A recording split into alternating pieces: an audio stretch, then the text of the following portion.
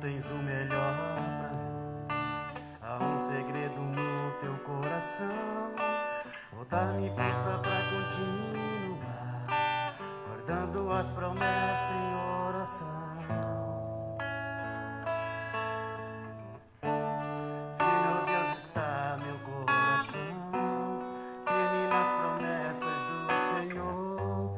Continuo olhando para ti, assim eu sei que eu posso prosseguir. E mesmo quando eu chorar, as minhas lágrimas serão para regar a minha fé e consolar meu coração. Pois os que choram aos pés da cruz, clamando em nome de Jesus, alcançará de ti, Senhor, misericórdia, graça e luz.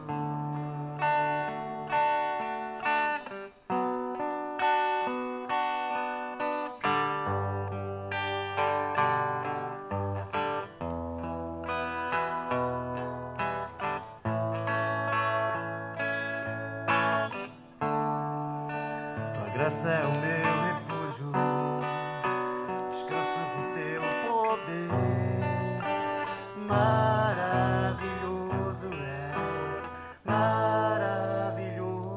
és pra mim. E meu Deus, está meu coração, firme nas promessas do Senhor. Eu continuo olhando para ti, assim eu sei que posso prosseguir.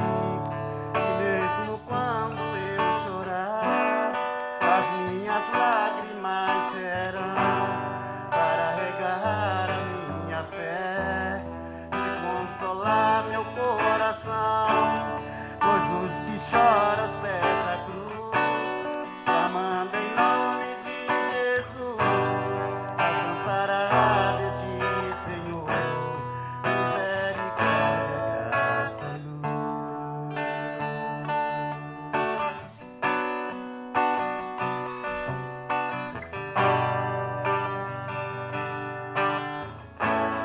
Misericórdia, graça e luz.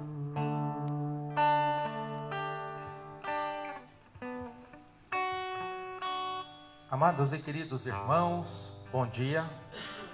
Que a graça e a paz do nosso Senhor esteja com todos. Saúdo também a todos aqueles que estão nos acompanhando pelas redes sociais, pela página da igreja, no Facebook. Que a graça e a paz do Senhor esteja com você, com a tua casa, com a tua família, onde quer que você esteja nos acompanhando neste momento, e que esta mensagem que será compartilhada nessa escola bíblica, ela traga graça, edificação e bênção sobre você e sobre a sua família, sobre a sua casa. E eu quero convidá-los para iniciarmos este momento, convidando-os a abrir as vossas Bíblias no livro de Salmo de número 130. Salmo de número 130. Salmo de número 130.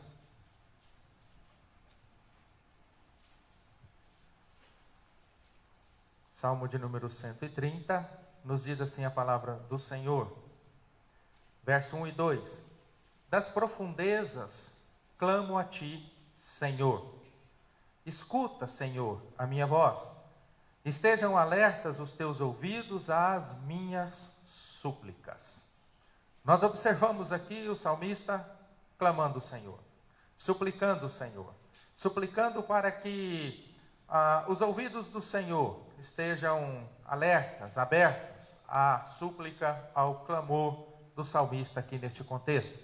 Da mesma forma, é o contexto em que nós vivemos, um contexto em que devemos continuar clamando ao Senhor, para que o Senhor esteja com os ouvidos alertas e atentos ao clamor do seu povo, nesses dias difíceis que nós estamos vivendo, dias em que a igreja de certa forma está dividida, não pela sua própria vontade, mas para preservação e manutenção da vida, pois a nossa igreja é composta de muitas pessoas que fazem parte do grupo de risco, por isso não podem estar aqui conosco, mas estão nos acompanhando pela rede social da igreja, nos acompanham também no programa que nós temos na Rádio Ponte, todo domingo, 7 horas da manhã, programa Semeando a Palavra de Deus. Nós não estamos deixando de compartilhar, de semear na Palavra de Deus, mas nós esperamos em Deus o dia de estarmos novamente juntos, sem essa divisão de poltronas aqui no templo, sem esse distanciamento, mas enquanto não, nós continuamos clamando ao Senhor e também agradecidos ao Senhor, porque Ele tem, mesmo neste contexto, o Senhor tem derramado grandes e numerosas bênçãos sobre as nossas vidas.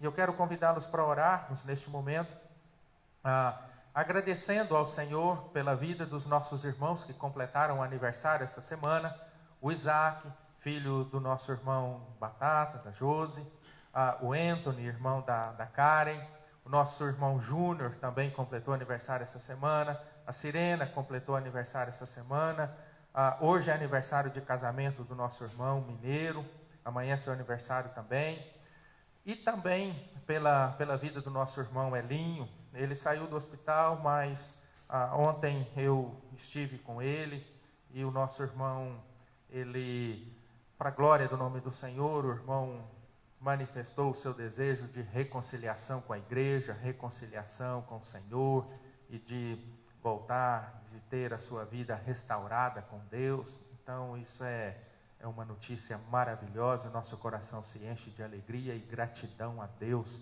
por essa bênção imensa. Eu quero convidá-los a orar nesse momento. Você curva a sua cabeça, feche os seus olhos e estejamos juntos em oração. Senhor, firme está o nosso coração no Senhor, Pai. Não é simplesmente uma canção que nós entoamos aqui, mas é revelando a nossa dependência e confiança no Senhor, que tem sim cuidado de nós. Obrigado pela boa mão do Senhor sobre as nossas vidas.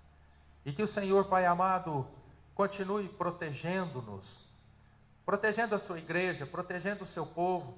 Clamamos pela nossa cidade, pelo nosso estado, pela nossa nação. Clamamos, meu Deus amado, pelo mundo que vive este momento difícil, mas de uma forma especial para que o homem volte o seu olhar para o Senhor, o Deus Todo-Poderoso, Pai.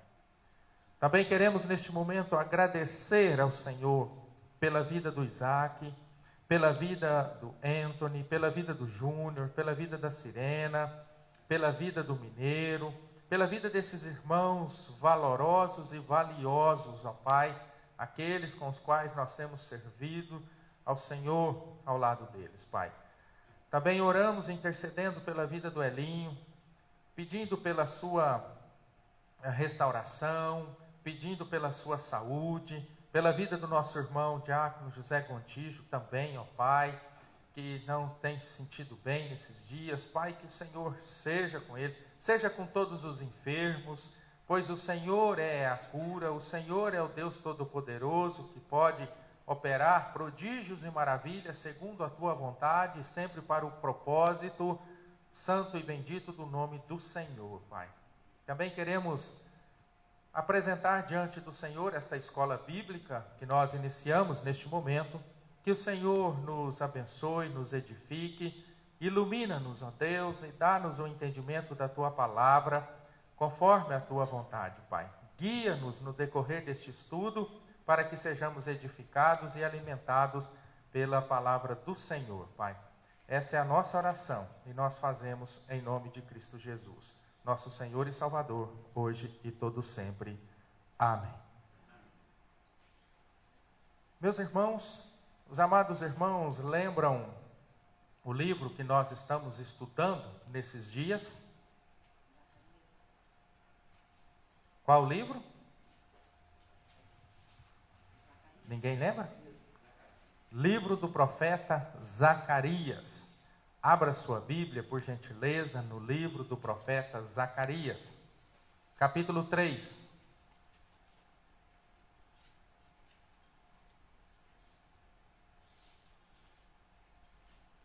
Livro do profeta Zacarias, capítulo 3.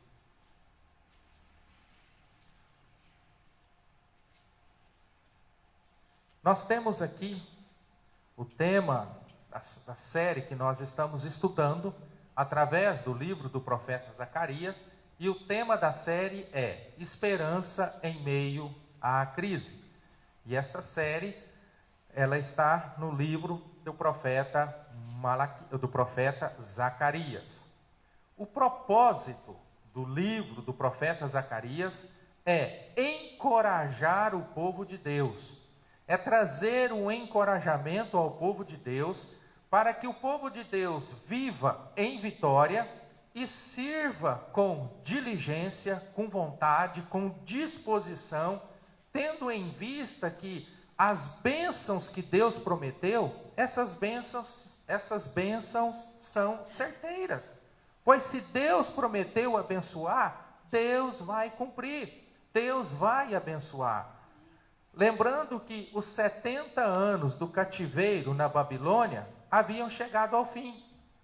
Uma leva grande de judeus, de israelitas, de hebreus, eles haviam voltado para Jerusalém.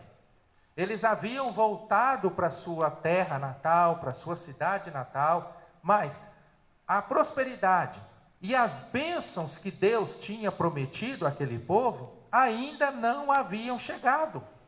E Zacarias, então, o que ele procura fazer?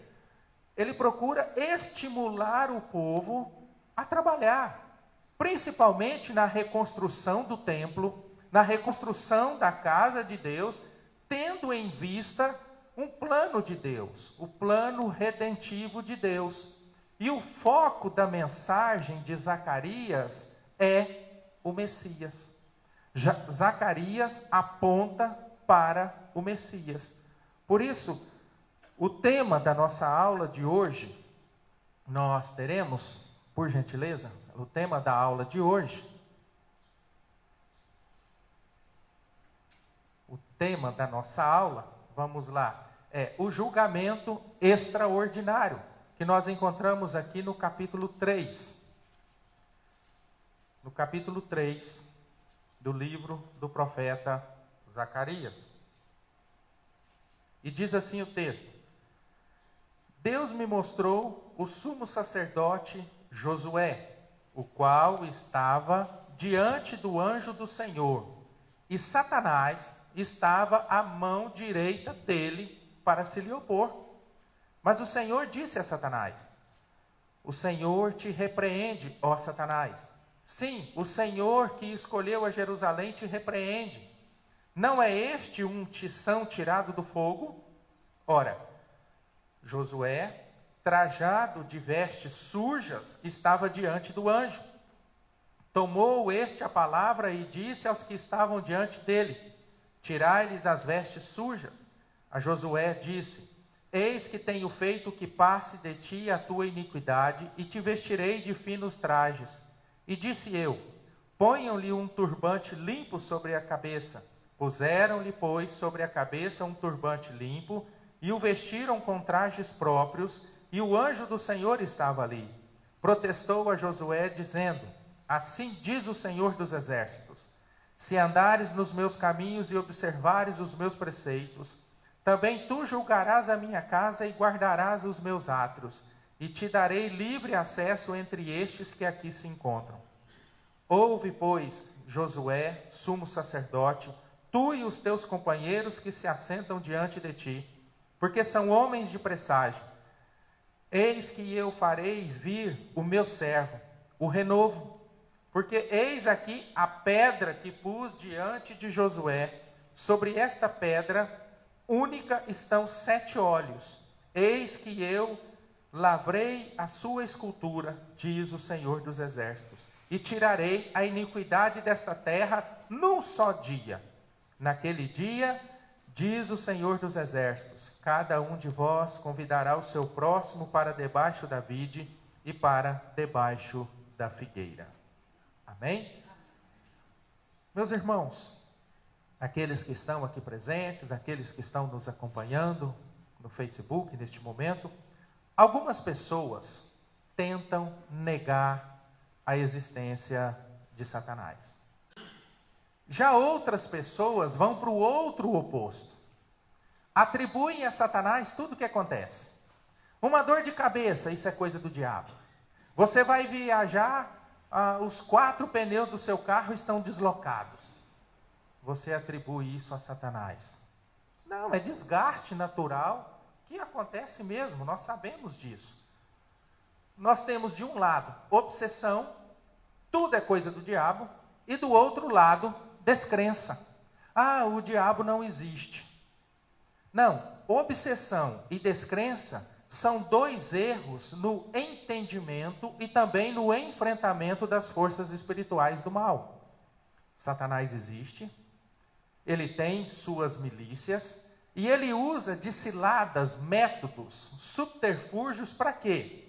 Para destruir a igreja, para se opor à igreja.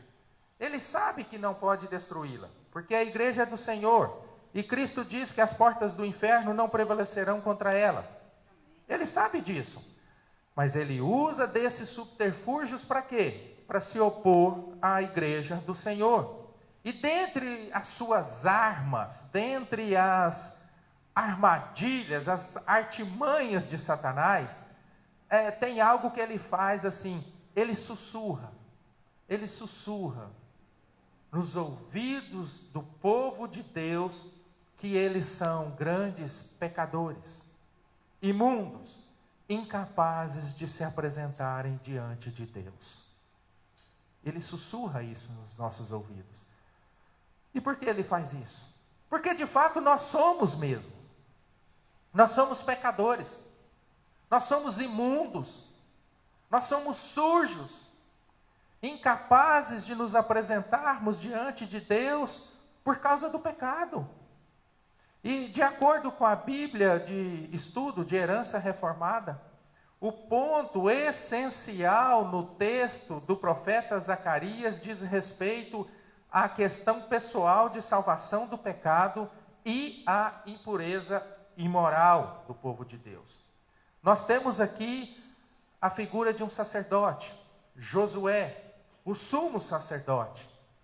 E o texto nos apresenta aqui ele como uma pessoa exercendo o seu ofício como representante dos homens diante de Deus.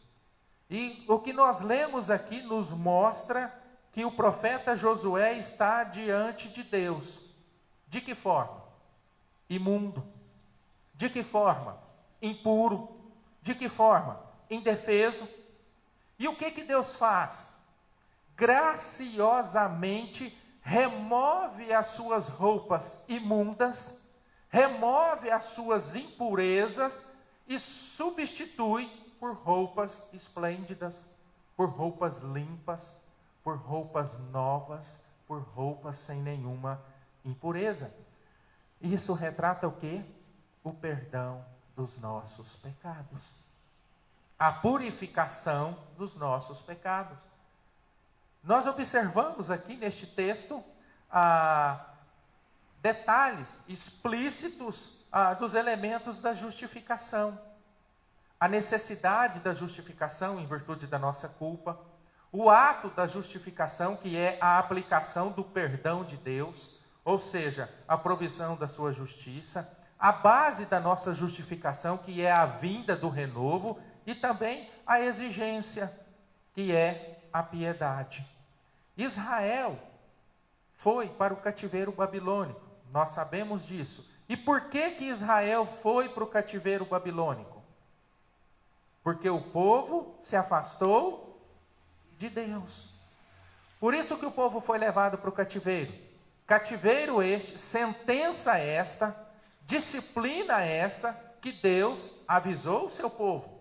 Deus exortou o seu povo por meio dos profetas. Se arrependam, voltem para mim, pois senão aplicarei a minha justiça. E o povo não deu atenção à voz de Deus, não deu atenção aos profetas do Senhor, não deram atenção à palavra de Deus. E Deus cumpre a sua palavra, disciplina o seu povo. E o povo fica 70 anos no cativeiro. Por quê? Rebeldia. Por quê? Pecado. Mas agora eles voltam. E a reconstrução da nação, a reconstrução de Jerusalém, passa pela restauração da vida espiritual do povo de Deus.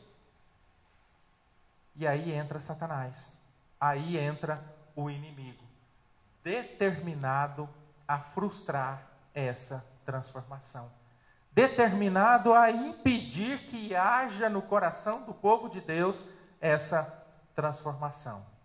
E dito isso, a título de introdução, nós passamos a observar agora alguns detalhes muito importantes e interessantes que nós vemos aqui nesta quarta visão do profeta Zacarias, detalhes estes que estão dentro deste tema, o julgamento extraordinário. E o primeiro detalhe que nos chama a atenção aqui neste texto é que nós temos um acusador. Nós observamos aqui neste texto, no versículo 1, um acusador. Diz assim, em sua visão, o que Zacarias viu? Deus me mostrou o sumo sacerdote Josué. Onde ele estava? Estava diante de quem? E ele viu também mais alguém. Quem? Satanás. E onde Satanás estava? A mão direita dele, para quê? Para se lhe opor. Irmãos, Josué. Quem foi Josué? Não é Josué aquele que vem depois de Moisés como libertador do povo de Deus, que conduz o povo de Deus ali na conquista da terra prometida. Não. Josué aqui é o sumo sacerdote de Israel. Ele foi um dos líderes que retornaram do cativeiro para a reconstrução do templo do Senhor. Ele volta do cativeiro com este propósito, a reconstrução do templo do Senhor. Ele protagoniza aqui a reconstrução do altar. E ele foi um personagem central, muito importante aqui nesta fase da história de Israel. Agora, de acordo com esta visão, Zacarias, ele vê este profeta, ele vê Josué diante de um julgamento. O profeta está sendo submetido aqui, aliás, o sacerdote Josué está sendo submetido aqui a um julgamento. Ele está exercendo o seu ofício de sacerdote no templo, quando de repente essa máscara fica caindo e eu fico perdido aqui. Me perdoem, tá? Ele está exercendo o seu ofício no templo, como sacerdote no templo, e aí o que acontece? De repente vem Satanás e o ataca com acusações, porque o inimigo é o acusador. E vale lembrar aqui que o sacerdote Josué, ele representa quem? Os filhos de Israel. O sacerdote representa o povo de Deus.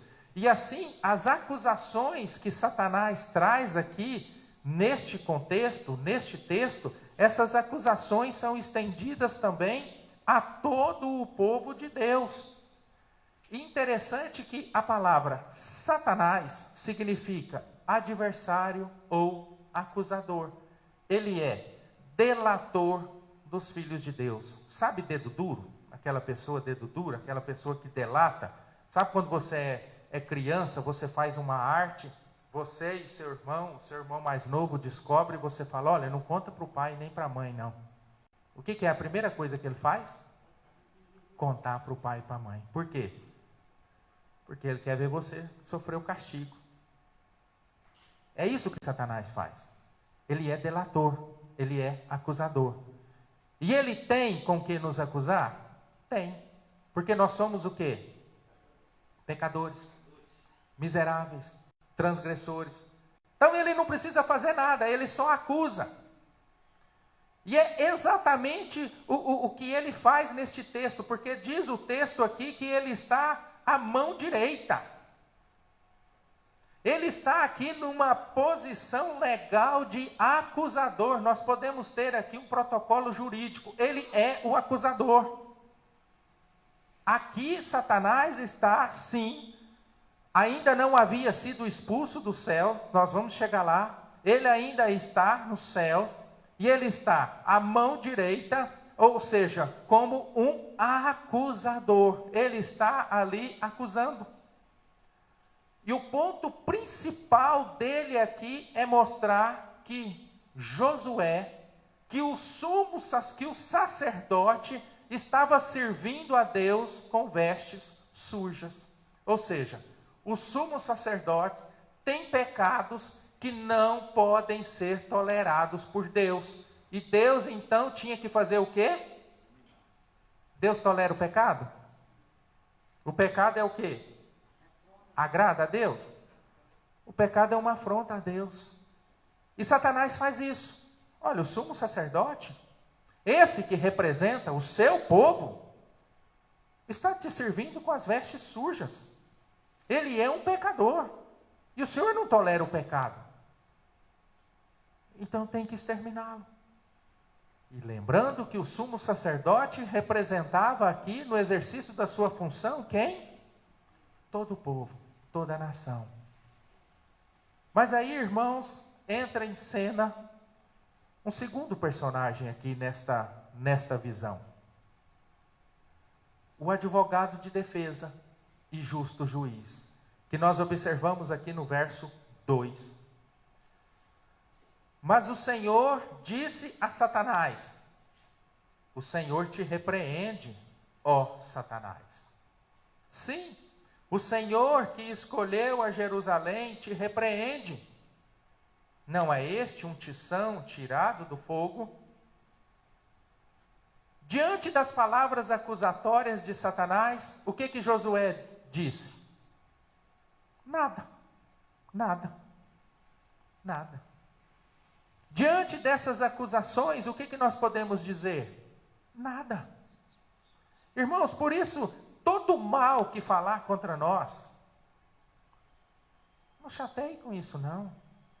Ainda é pouco, tendo em vista aquilo que nós somos de verdade. Ainda é pouco, ainda é pouco. E interessante que o anjo do Senhor, ele não desmente as acusações. Ele não diz assim, não, Josué é bom, ele é sacerdote.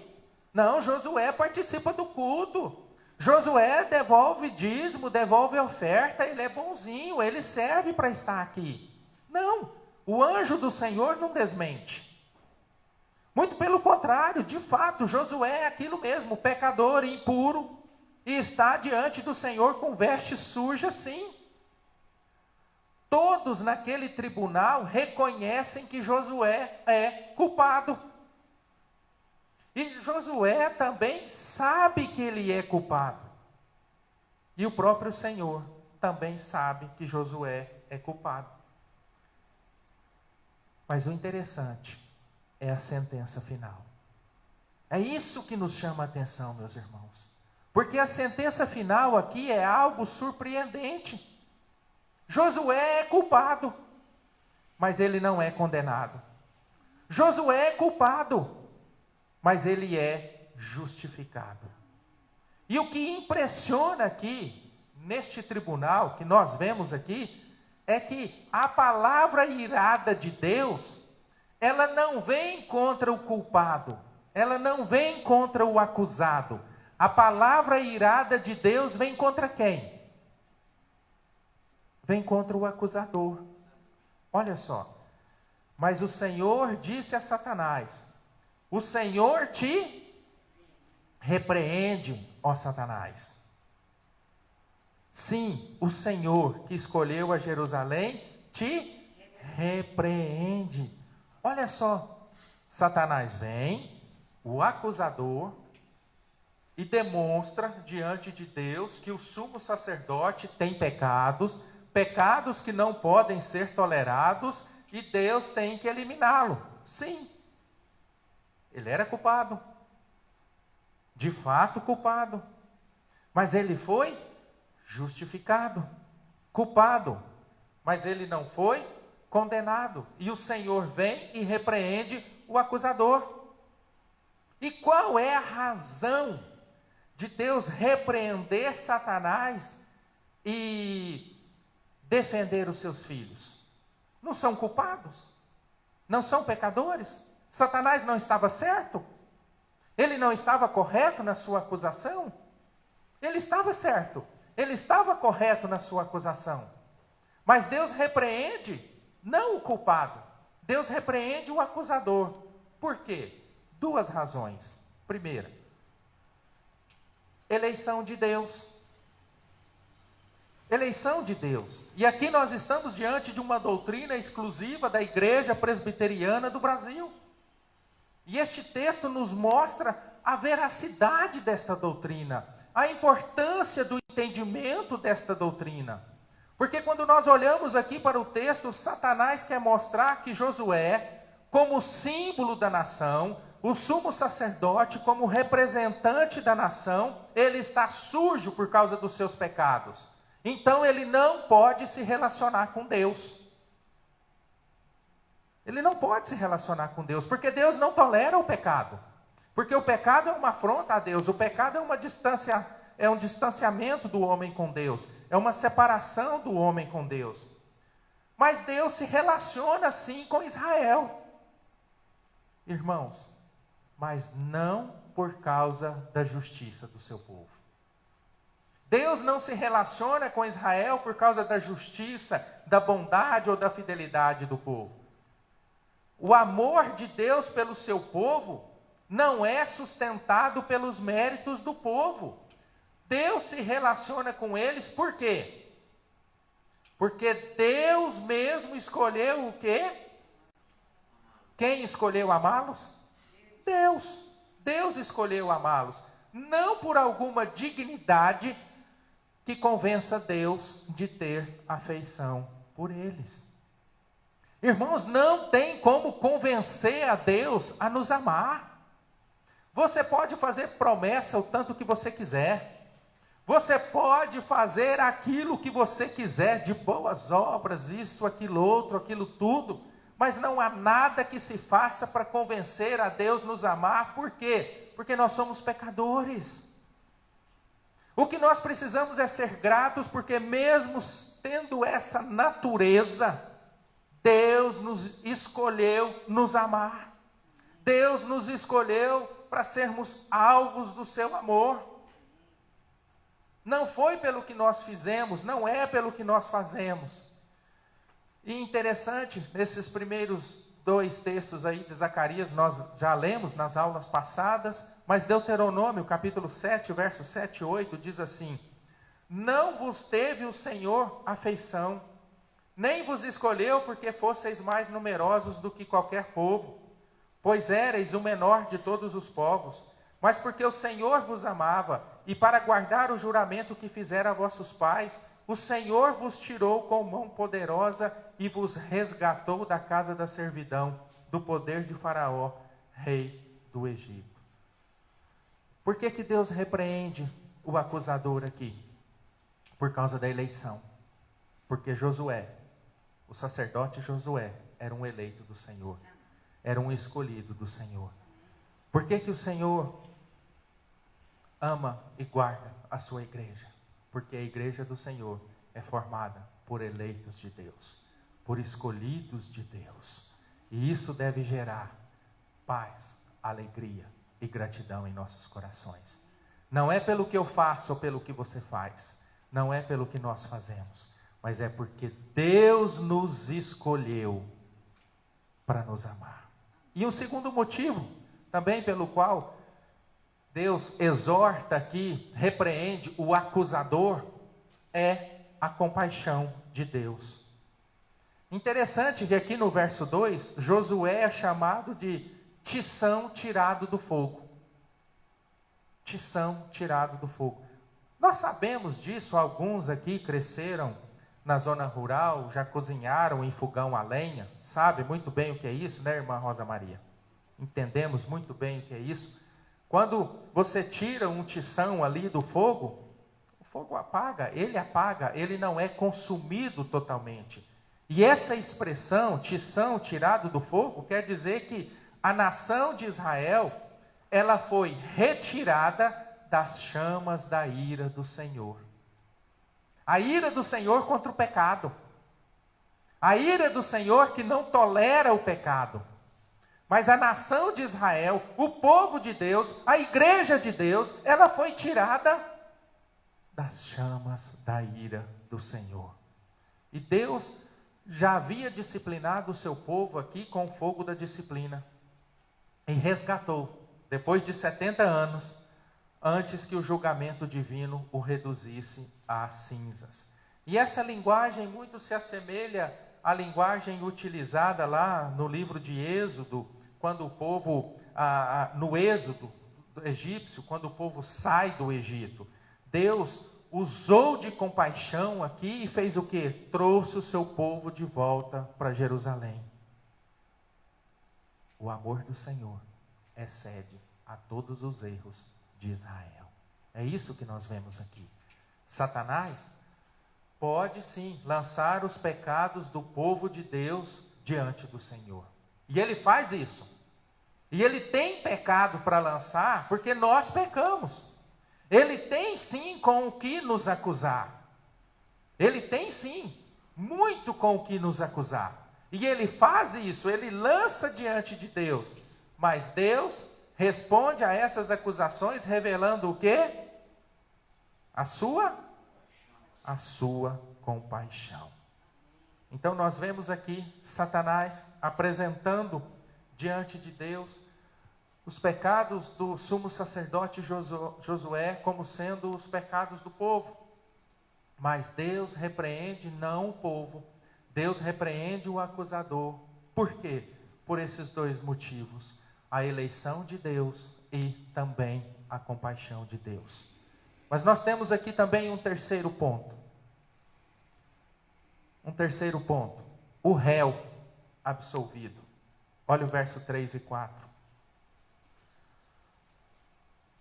Ora, Josué, trajado de vestes sujas, estava diante do anjo. Tomou este a palavra e disse aos que estavam diante dele: tirai-lhe as vestes sujas. A Josué disse: eis que tenho feito que passe de ti a tua iniquidade, e te vestirei de finos trajes. Irmãos, o que Deus faz com o acusador? Deus cala o acusador. Mas a questão levantada pelo acusador permanece. Deus pode aceitar um homem sujo se apresentando diante dele? É óbvio que não. E a expressão vestes sujas aqui no original pode significar roupas com excrementos. Olha o tamanho da sujeira diante de Deus. O texto nos mostra que o sacerdote Josué aparece aqui diante de Deus totalmente inaceitável, desprezível e vil, sem nenhuma condição de estar diante de Deus. Sem nenhuma condição. A ideia que o texto nos mostra é que Josué está completamente imundo, sujo, da planta dos pés ao alto da cabeça. Totalmente sujo, totalmente indigno, totalmente desprezível. Ou seja, essa é uma poderosa representação a Josué como pecador. E é isso que nós somos. É isso que nós somos. Lendo engano, pensar que nós temos alguma condição para nos apresentarmos diante de Deus como sendo isso ou aquilo. Porque os nossos bens não são nada diante de Deus. O nosso conhecimento não é nada diante de Deus, que Deus é o conhecimento em si. Todo conhecimento ele vem de Deus. Deus é autossuficiente em todas as coisas. Então essa de fato é a nossa realidade. E Satanás não precisa fazer nada. Só apontar. Só apontar. Por quê? Porque ninguém pode permanecer diante de Deus desta forma. Ninguém pode permanecer assim diante de Deus. O sumo sacerdote, sobretudo, porque ele representava o povo de Deus, ele precisava estar limpo diante de Deus. Ele precisava se apresentar limpo diante de Deus. E se o Senhor o aceitasse sujo, Deus estaria agindo contra a sua própria natureza, que é santa. Irmãos, e o Senhor não pode fazer vistas grossas ao erro. O Senhor não faz vistas grossas ao pecado, porque é contra a sua natureza. O Senhor não compactua com o pecado, porque é contra a sua natureza. O que acontece? O texto nos mostra. O Filho eterno de Deus, o Filho bendito do Senhor, então ele ordena que as vestes sujas, imundas do sacerdote sejam substituídos por finos trajes. Ele muda a sua roupa, ele tira aquela roupa suja, ele tira aquela roupa manchada, ele tira aquela roupa contaminada com excrementos e ele coloca ali uma roupa limpa, finos trajes. Essa imagem manifesta o quê? O perdão do Senhor. Olha o versículo 4. Tomou este a palavra e disse aos que estavam diante dele: tirai-lhe as vestes sujas. A Josué disse: eis que tenho feito que passe de ti a tua iniquidade, e te vestirei de finos trajes. Ele foi revestido agora de roupas purificadas. E interessante que essa veste purificada, limpa, esses finos trajes foram dados ao sacerdote Josué de graça. Totalmente de graça. Ele não comprou. Ele não fez coisa alguma para merecê-la. Ou seja, o Senhor decidiu, Deus mesmo, que decidiu retirar as imundícias do sumo sacerdote por sua livre decisão. Você pode depois ler estes textos que aí foram colocados, que você vai confirmar esta verdade. E aí, caminhando um pouco mais, nós temos um outro tópico muito importante: o compromisso da liberdade. O compromisso da liberdade. Versículo 5. E disse eu: ponham-lhe um turbante limpo sobre a cabeça. Puseram-lhe, pois, sobre a cabeça um turbante limpo e o vestiram com trajes próprios, e o anjo do Senhor estava ali. Irmãos, o que nós vimos até agora, que o Senhor dos Exércitos perdoa graciosamente todos os nossos pecados. Nós estamos aqui enquanto igreja, e eu já disse isso, não porque somos dignos de estarmos aqui, mas nós somos igrejas por um simples detalhe: porque o Senhor graciosamente nos perdoa de todos os nossos pecados.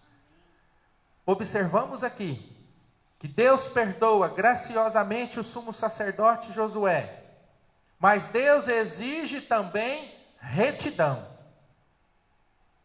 Por isso que Deus exige aqui, ordena que um turbante limpo, ou seja, uma mitra, seja colocado sobre a cabeça de Josué.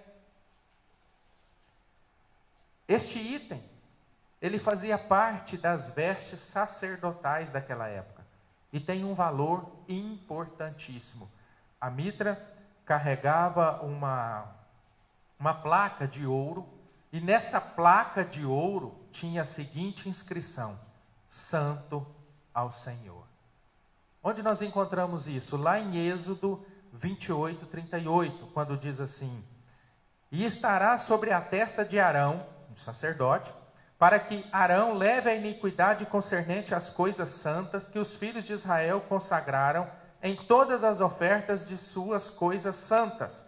Sempre estará sobre a testa de Arão, para que lhes sejam aceitos perante o Senhor. Isso daqui, meus irmãos, nos mostra, nos revela uma lembrança constante de que todos aqueles que servem ao Senhor devem viver em santidade. Todos aqueles que servem ao Senhor devem viver uma vida voltada para Deus. Porque até agora nós vimos a nossa realidade suja, imunda, pecaminosa, é isso que nós somos. Deus não tolera o pecado, mas Deus nos aceita. E por que Deus nos aceita? Por sua livre graça, pelo seu amor. Ele mesmo decidiu nos amar. E por decidir nos amar, o que Ele faz? Ele mesmo nos purifica de todos os nossos pecados, arranca de nós as vestes sujas e nos coloca vestes completamente limpas, trajes finos. E a partir de agora, nós precisamos ter esta lembrança, nós precisamos viver dessa forma, santidade ao Senhor. Deus está dizendo aqui que o perdão dos pecados de Josué deve movê-lo a uma vida agora transformada e totalmente dedicada ao Deus Altíssimo. A justificação é a base da santificação. E a santificação é uma evidência da justificação. Quando nós vivemos uma vida santidade, não é uma vida de santidade, não é vida de perfeição, porque nós não somos perfeitos. Mas santidade é uma vida voltada, consagrada a Deus. É isto que mostra que nós, de fato, fomos justificados.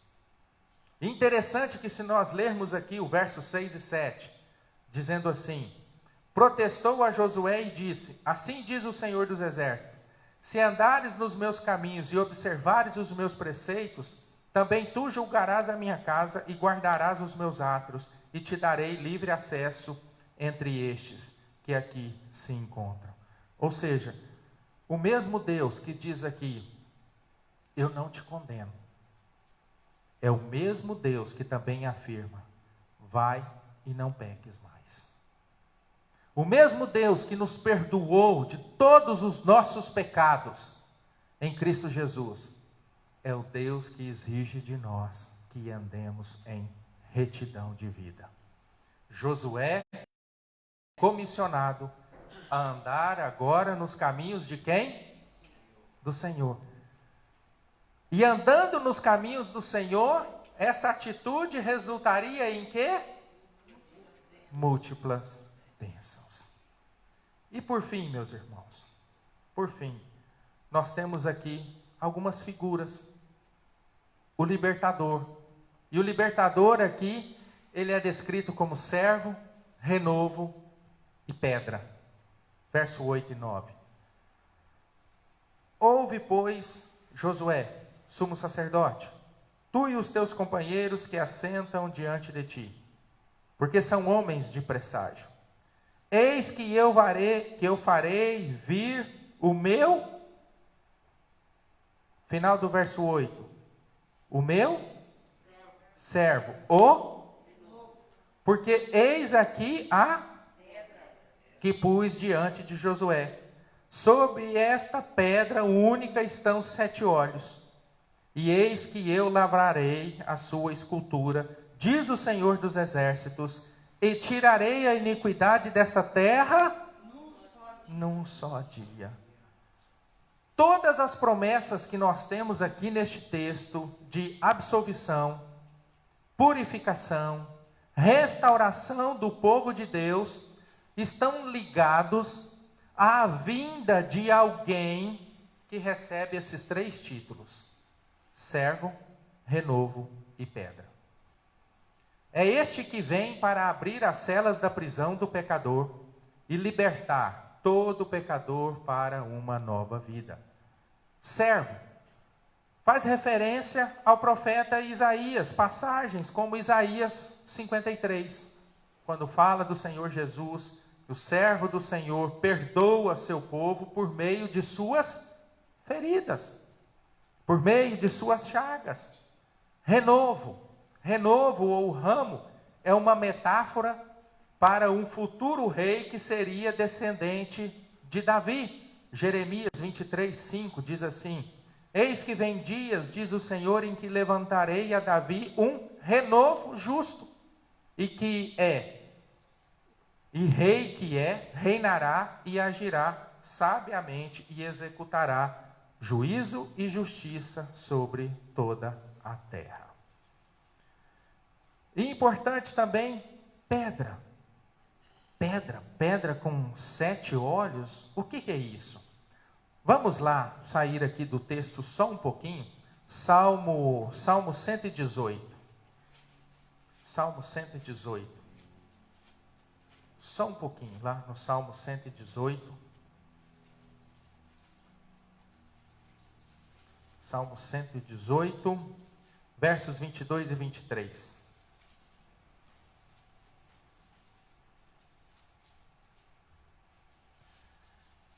Salmo 118, verso 22 e 23. A pedra que os construtores rejeitaram, essa veio a ser a principal pedra angular. Isto procede do Senhor e é maravilhoso aos nossos olhos. Acima de qualquer tentativa de tentar especificar que pedra é essa, ou qual o significado desses olhos aqui, é importante lembrar que o Novo Testamento, ele aplica aqui o Salmo 118, que nós lemos, versos 22 e 23, a Jesus Cristo. E aí nós temos textos como Mateus 21:42, Marcos 12:10, Lucas 20:17, Atos 4:11, 1 Pedro 2:7, falando sobre a pedra angular, falando sobre Jesus, que esta pedra é Jesus Cristo. A pedra que os construtores rejeitaram tornou-se a pedra angular. E o que Jesus vai fazer? O que este servo, este renovo, esta pedra angular que os construtores rejeitaram, o que ela vai fazer? Nós lemos no verso 9, parte B, lá no capítulo 3 do livro do profeta Zacarias. O que ele vai fazer? Ele vai tirar toda a iniquidade da terra num só dia. Foi exatamente essa visão que João Batista teve a respeito de Jesus. No Evangelho de João, capítulo 1, verso 29, quando ele viu a Jesus que vinha para ele, ele diz assim: eis o Cordeiro que tira o pecado do mundo.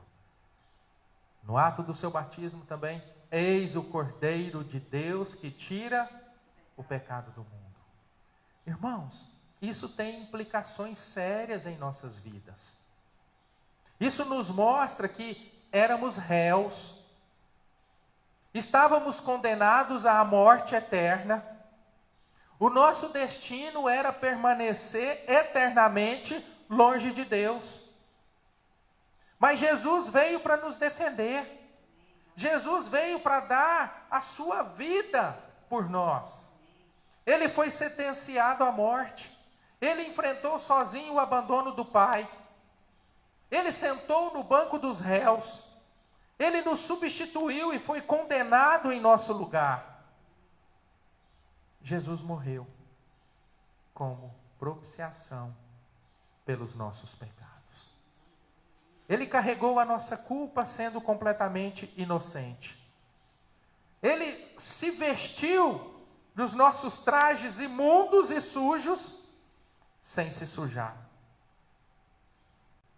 Sorveu sozinho a ira de Deus, sem merecer. Pagou pelos nossos crimes, quitou a nossa dívida e nos reconciliou com Deus. E em tudo ele obedeceu ao Pai.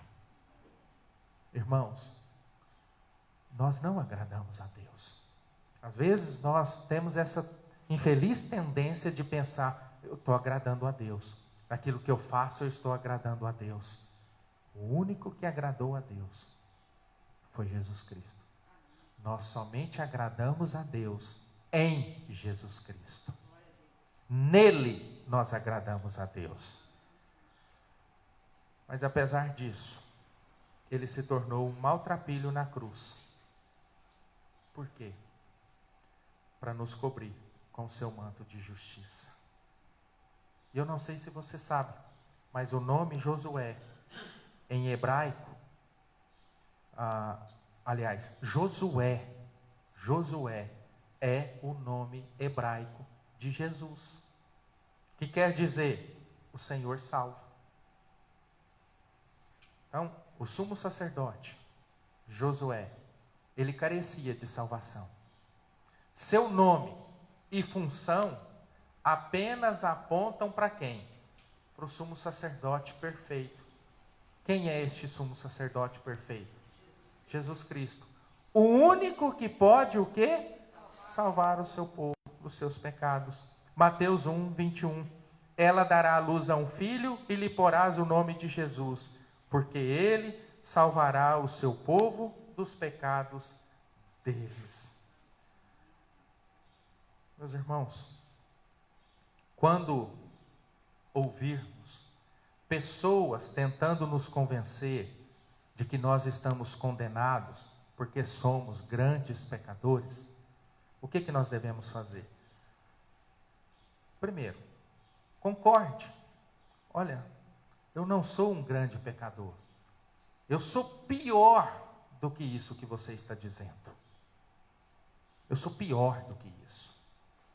Mas eu tenho um grande Salvador, que é Jesus Cristo.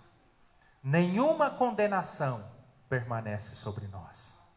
Nós fomos declarados justos diante do tribunal do Senhor. E nós estamos livres para viver uma vida de total rendição ao nosso Redentor.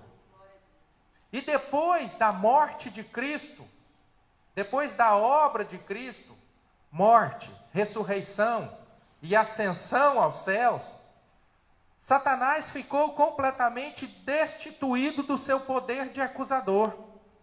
Porque quando Jesus morre, Jesus toma a sua vida de volta ao terceiro dia e depois Jesus sobe aos céus. E quando o Senhor sobe aos céus, Satanás é expulso dos céus e não está mais agora, conforme nós vimos ali, à direita. A mão direita de Deus. Quem está agora à destra de Deus Pai é Jesus intercedendo pela sua igreja. Ele perdeu o poder de acusador, por quê? Porque o Senhor é quem nos justificou de todos os nossos pecados.